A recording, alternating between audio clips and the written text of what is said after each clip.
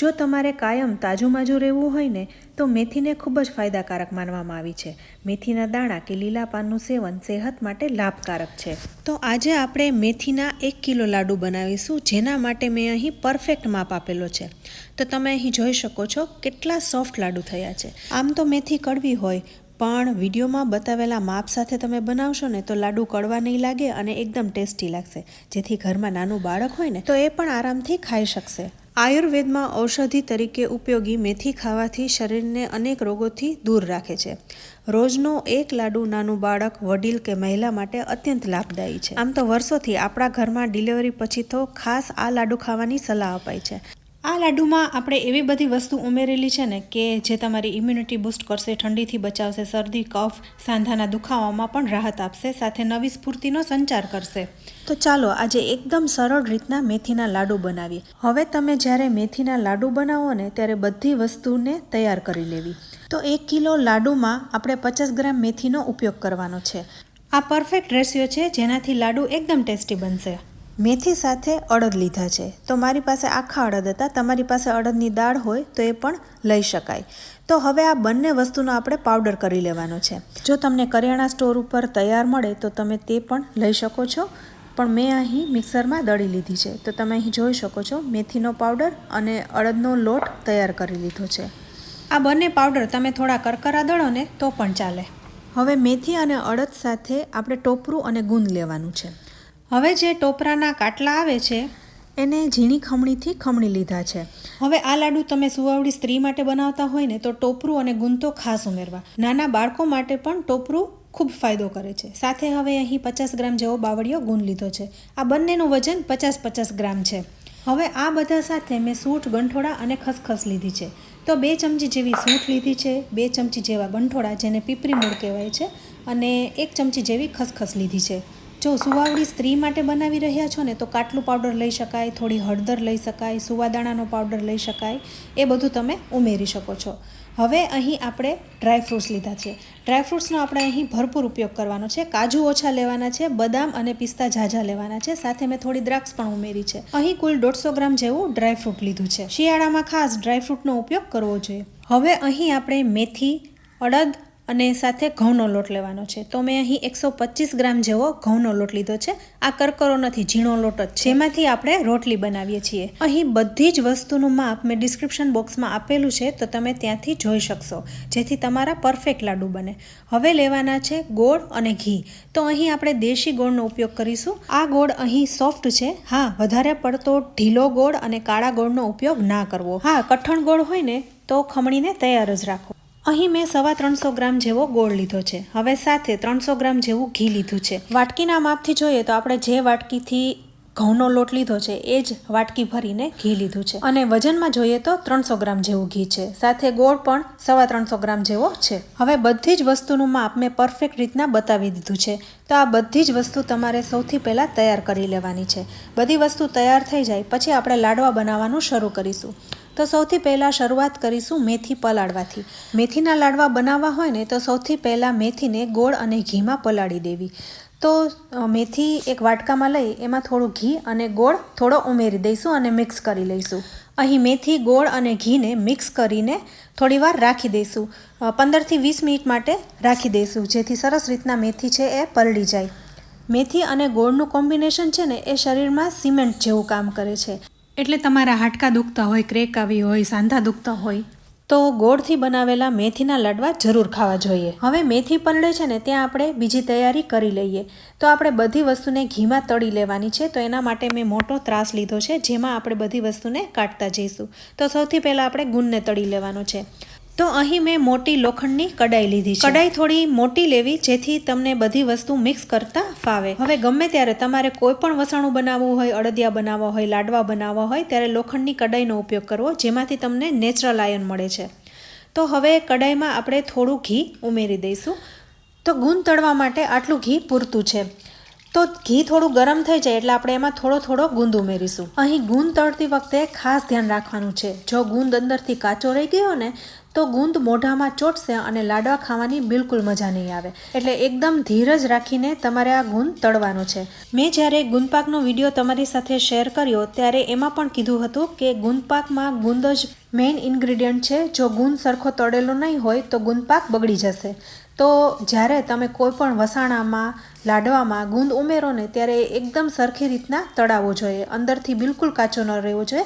એટલે medium two લો flame ઉપર ગુંદને તળી લેશો. સાબુદાણાની જેમ એકદમ ફૂલી જાય પછી આપણે એને બહાર કાઢી લેવો. અહીં મેં બાવળિયો ગુંદ લીધો છે. એટલે બાવળનો ગુંદ છે ને એ સૌથી વધારે પૌષ્ટિક હોય છે અને ખાનપાનમાં સૌથી વધારે બાવળિયા ગુંદનો જ ઉપયોગ થતો હોય છે. ગુંદ એક તો ફેફસામાં રહેલો કફ દૂર કરી નાખે છે, સાથે માંસપેશીઓને પણ મજબૂત બનાવે છે અને શરીરમાં જો સ્ફૂર્તિ ના રહેતી હોય ને તો ગુંદ ખાવાથી શરીરમાં સ્ફૂર્તિ આવે છે. તો એટલા માટે જ લોકો શિયાળામાં ગુંદ વધારે ખાવાની સલાહ આપતા હોય છે. તો ફ્રેન્ડ્સ, આવી રીતના આપણે ધીરે ધીરે બધા ગુંદને તળી લેવાનો છે. હવે બધો ગુંદ તળાઈ ગયો છે તો આમાંથી આપણે થોડોક ગુંદ છે ને એ જુદો કાઢી લઈશું, કારણ કે છેલ્લે આપણે લાડવા વાળીશું ને તો એમાં થોડો ઉપરથી ઉમેરીશું. હવે આ ગુંદ ગરમ છે ને તો ઉપર આપણે સૂંઠ, ગંઠોડા અને ખસખસને છાંટી દઈશું જેથી સરસ રીતના શેકાઈ જાય. તો બધું છાંટીને આપણે મિક્સ કરી લઈશું. હવે અહીં તમને જો ગુંદ આખો રાખવો હોય ને તો આખો પણ રાખી શકાય, પણ હું થોડો વાટકીથી અધકચરો ભૂકો કરી નાખીશ. હવે ગુંદ તળાતા આટલું ઘી બચ્યું છે તો થોડું ઘી ઉમેરીને આપણે ડ્રાયફ્રૂટ્સ આમાં તળી લેવાના છે. અહીં મેં 150 ગ્રામ જેવું ડ્રાયફ્રૂટ લીધું છે. દ્રાક્ષને અલગ કાઢી લીધી છે. તો બદામ, પિસ્તા અને કાજુને સાથે તળી લઈશું. કાજુનો ઉપયોગ ઓછો કર્યો છે, બદામ અને પિસ્તાનો ઝાઝો ઉપયોગ કર્યો છે. અહીં ડ્રાયફ્રૂટ્સને પણ લો ટુ મીડિયમ ઉપર ધીરે ધીરે તળી લઈશું એટલે એકદમ ક્રન્ચી થઈ જાય. લોટ સાથે શેકવામાં ઉમેરવા હોય તો ત્યારે પણ ઉમેરી શકાય, તો ત્યારે તમારે કટકા કરીને ઉમેરવાના. અત્યારે આખા છે એટલે હું પહેલાં તળી રહી છું. તો હવે ડ્રાયફ્રૂટ્સ તળાઈ ગયા છે તો એક બાઉલમાં કાઢી લઈશું અને ઠરવા દઈશું. સાથે આપણે દ્રાક્ષ પણ તળી લઈશું. તો દ્રાક્ષને પણ ઘીમાં ઉમેરી દઈશું અને દ્રાક્ષ દડાની જેમ ફૂલી જાય એટલે તરત જ બહાર કાઢી લઈશું. તમે જ્યારે મેથીના લાડવા બનાવો ને ત્યારે દ્રાક્ષ તો ખાસ ઉમેરજો. એટલી સરસ લાગે છે ને. મને તો પર્સનલી લાડવામાં દ્રાક્ષ બહુ જ ભાવે છે એટલે હું તો ખાસ ઉમેરું છું. થોડીક કડવાશ સાથે થોડીક મીઠાશ આવે ને એટલે મજા આવે છે. તો દ્રાક્ષ હવે તળાઈ ગઈ છે તો એને ગુંદ સાથે જ ઉમેરી દઈશું.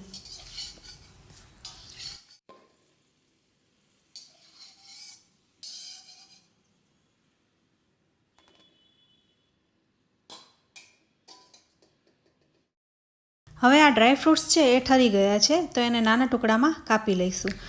આ લાડુ તમે જો ખાસ વડીલ વર્ગ માટે બનાવી રહ્યા છો ને તો ડ્રાયફ્રૂટ્સનો તમે ભૂકો પણ ઉમેરી શકો છો જેથી ચાવવામાં તકલીફ ના પડે.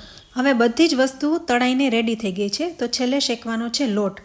તો સૌથી પહેલાં આપણે ઘીમાં અડદનો લોટ ઉમેરી દઈશું, સાથે ઘઉંનો લોટ ઉમેરી દઈશું. ઓલરેડી આપણે મેથીને ઘી અને ગોળમાં પલાળી દીધી છે તો એને ખાસો ટાઈમ થઈ ગયો છે. તો હવે સૌથી પહેલાં આપણે લોટને શેકી લઈશું. તો બધી વસ્તુ તળતા આટલું ઘી વધ્યું છે તો એ સાથે ઉમેરી દઈશ. હવે જરૂર પડે તો વધારે આપણે ઘી ઉમેરશું. અહીં આપણે 300 ગ્રામ ઘી લીધું હતું, હવે વધારે 2 થી 3 ચમચી જેવું ઘી જોઈશે. તો અહીં તમે જોઈ શકો છો લોટ અને ઘી બરોબર મિક્સ થઈ ગયું છે, પણ લોટ છે એ કોરો કોરો લાગી રહ્યું છે. તો અહીં આપણે 3 ચમચી જેવું ઘી ઉમેરીશું. હવે લોટને પ્રોપર રીતના શેકી લેવાનો છે. જેમ લોટ શેકાતો જશે ને એમ લોટમાંથી ઘી છૂટું પડતું જશે અને લોટ એકદમ હળવો ફૂલ થઈ જશે. અહીં લોટને એકદમ કડક નથી શેકવાનો, થોડો ગુલાબી રંગનો લાઇટ બ્રાઉન કલરનો થઈ જાય ત્યાં સુધી જ શેકીશું. નહીંતર શું થાય છે કે ઘઉંનો લોટમાં કડવાશ આવી જતી હોય છે. તમે બહુ વધારે પડતો શેકો ને તો લોટનો સ્વાદ કડવો થઈ જાય છે. તો હવે તમે અહીં જોઈ શકો છો લોટ હળવો ફૂલ થઈ ગયો છે અને ઘી પણ છૂટું પડી ગયું છે. તો હવે અહીં આપણે ટોપરાનું ખમણ ઉમેરી દઈશું. થોડું બાકી રાખીશું જેથી લાડવામાં આપણે છેલ્લે ઉમેરી શકીએ. અહીં ખમણને થોડી વાર જ શેકવાનું છે. 1 મિનિટ શેકાઈ જાય એટલે આપણે ડ્રાયફ્રૂટ્સ પણ ઉમેરી દઈશું. મેં પહેલાં કીધું એમ જો તમારા ઘરમાં વડીલ હોય તો ડ્રાયફ્રૂટ્સનો ભૂકો પણ ઉમેરી શકો છો. આ બધી વસ્તુ ઉમેરતી વખતે ગેસની ફ્લેમ તમારે લો જ રાખવાની છે. હવે ડ્રાયફ્રૂટ્સ પણ મિક્સ કરી લીધું છે તો ગોળમાં પલાળેલી મેથી અને ગુંદ પણ ઉમેરી દઈશું. આ મેથીને પલાળતી વખતે આપણે ઘીનો ખાસો ઉપયોગ કર્યો છે એટલે હજુ આમાંથી ઘી છૂટશે. તો મેથી ઉમેરીને તરત જ આપણે ગુંદ ઉમેરી દઈશું. ગુંદ પણ ઓલરેડી આપણે બધો ઘીમાં જ તળેલો હોવાથી ઘણું ખરું ઘી હજી છૂટશે. તો બધું ફટાફટ મિક્સ કરી લેવાનું છે અને હવે ગેસની ફ્લેમ બંધ કરી દેવાની છે, કારણ કે આપણે મેથી સાથે ગોળ ઉમેરેલો હોવાથી જો એ વધારે પડતો ગરમ થઈ જશે ને તો ગોળની પાઈ થઈ જશે. એટલે હવે ગેસની ફ્લેમ બંધ કરી દેવાની છે અને સાથે જે બાકી રહેલો ગોળ છે એ પણ ઉમેરી દેવાનો છે. અહીં તમારો ગોળ જો વધુ પડતો કડક હશે ને તો તમારે ખમણીને જ ઉપયોગમાં લેવો, એટલે જલ્દીથી લોટમાં મિક્સ થઈ જાય. જો વાર લાગશે ને તો ગોળના ગાંઠા રહી જશે, એટલે આ વાત તમારે ખાસ ધ્યાનમાં રાખવાની. થોડોક 1 ચમચી જેવો ગોળ બાકી રહે એ રીતના ઉમેરીને બધો ગોળ મિક્સ કરી લઈશું. અત્યારે બહારના વાતાવરણમાં ઠંડી વધારે છે ને એટલે મેં ગોળ તરત જ ઉમેરી દીધો, કારણ કે મિશ્રણ છે ને એ તરત ઠરવા લાગે છે, જેથી ગોળ ફટાફટ મિક્સ થઈ જાય અને લાડુમાં ગાંઠા ન રહે. અને જો બહારના વાતાવરણમાં ગરમી થોડી વધારે હોય ને તો તમે થોડીવાર પછી ગોળ ઉમેરો ને તો પણ ચાલે, કારણ કે ગરમીથી જ એ ગોળ મિક્સ થઈ જતો હોય છે. હવે હું અહીં બધું ફટાફટ મિક્સ કરી રહી છું. બહારનું વાતાવરણ ઠંડુ છે ને એટલે ગોળ જામી ગયો હતો, તો થોડું મિક્સ કરતાં મારે એને વાર લાગી રહી છે. હવે અહીં તમને એવું લાગે કે ઘી ઓછું છે તો વધારે ઘી તમે ઉમેરી શકો છો, પણ અત્યારે જે આપણે ઘીનું માપ રાખ્યું છે એ પૂરતું છે, ઇનફ છે. તો હવે બધું સરસ રીતના મિક્સ થઈ ગયું છે. તો આપણે એક લાડુ વાળીને જોઈ લઈએ તો એકદમ ઇઝીલી લાડુ વળી જાય છે, કારણ કે મિશ્રણ ગરમ છે અને ફટાફટ આપણે લાડુ વાળી લેવાના છે. તમે અહીં જોઈ શકો છો કેટલું હાથમાં ઘી ચોંટી રહ્યું છે. હાથ પણ ઘીવાળો થઈ ગયો છે, એટલે આટલું ઘી પૂરતું છે. હવે ઘી ઉમેરવાની જરૂર નથી. હા, ઘણા લોકો વધારે મીઠું ખાતા હોય છે તો પહેલાં લાડુ ચાખી લેવા. તમને એવું લાગે કે લાડુ થોડા ગળ્યા ઓછા છે તો વધારે તમે ગોળ ઉમેરી શકો છો. તો હવે કઢાઈને આપણે નીચે ઉતારી લીધી છે અને બધું જ સરસ રીતના મિક્સ થઈ ગયું છે. સાથે ઘરમાં સુગંધ પણ એકદમ સરસ આવી રહી છે. હવે આ મિશ્રણમાં ક્યાંય ગોળ આખો દેખાઈ નથી રહ્યું, એકદમ સરસ રીતના મિક્સ થઈ ગયો છે. તો હવે આપણે આમાં થોડું ટોપરું અને ગુંદ ઉમેરીને લાડવા વાળી લઈશું. આપણે જે અલગ રાખ્યા હતા ગુંદને ટોપરું એ આમાં ઉમેરી દઈશું. આપણે અહીં બધી જ વસ્તુનું પરફેક્ટ માપ લીધું હોવાથી લાડુ એકદમ સરસ બનવાના છે. હવે આ મિશ્રણ ગરમ જ છે તો આપણે લાડુ વાળી લઈશું. હા, મિશ્રણ એટલું બધું ગરમ નહીં હોય કે તમારા હાથ દાજી જાય, તમે આસાનીથી લાડુ વાળી શકશો. તો ફટાફટ આટલા મિશ્રણમાંથી આપણે લાડુ વાળી લેવાના છે. તો ફ્રેન્ડ્સ, શિયાળો ચાલી રહ્યો છે અને મેથીના આ બધા ગુણો મેળવવા માટે તમે લાડુ જરૂરથી બનાવજો અને તમારા ઘરમાં બધા સભ્યોને ખવડાવજો. આ લાડુ એકદમ ગુણકારી છે. આ પરફેક્ટ માપ સાથે તમે બનાવશો ને એટલે જરાય કડવા નહીં લાગે અને એકદમ ટેસ્ટી લાગશે. છેલ્લે જ્યારે મિશ્રણ થોડું રહે અને એમાંથી લાડુ વાળવામાં તમને તકલીફ થતી હોય ને તો થોડું દૂધ ઉમેરી દેવું કાં મલાઈ ઉમેરી દેવી, જેથી આસાનીથી લાડુ વાળી શકાય. તો અહીં આપણે બધા લાડુને વાળી લીધા છે. જોતાં જ ખાવાનું મન થાય છે ને. તો અહીં આપણે કિલો લાડુ તૈયાર કર્યા છે, પણ હું તો લાડુ વાળતી હતી ત્યાં જ 2-3 લાડુ ખવાઈ ગયા, એટલે કિલોમાં થોડા ઓછા રહ્યા છે. તો ફ્રેન્ડ્સ, અહીં મેં લીધેલ સામગ્રીનું માપ જો તમે યોગ્ય રીતે ફોલો કરશો ને તો લાડુ એકદમ સરસ બનશે, સાથે કિલોના માપ પ્રમાણે બનશે. અહીં એક લાડુનું વજન 30 થી 35 ગ્રામ જેવું છે, એટલે રોજનો એક લાડુ તમે ખાઓ ને પછી તમે જુઓ તમારામાં કેટલી સ્ફૂર્તિ અને ચેતન આવી જાય છે. સાથે થાક, નબળાઈ એ પણ દૂર થઈ જશે. અહીં તમે જોઈ શકો છો લાડુ કેટલો સોફ્ટ થયો છે, તો જોતાં જ ખાવાનું મન થાય છે ને. તો ફ્રેન્ડ્સ, તમને જો આ રેસીપી ગમી હોય ને તો તમારા ફેમિલી ફ્રેન્ડ્સના ગ્રુપમાં જરૂરથી શેર કરજો. સાથે અમારી ચેનલ કિચન સિરીઝને સબસ્ક્રાઈબ કરી લેજો અને અમારા ફેસબુક પેજને લાઇક કરી ફોલો કરજો. તો ફરી મળીશું આવી અનેક ઉપયોગી રેસીપી સાથે. ત્યાં સુધી આવજો.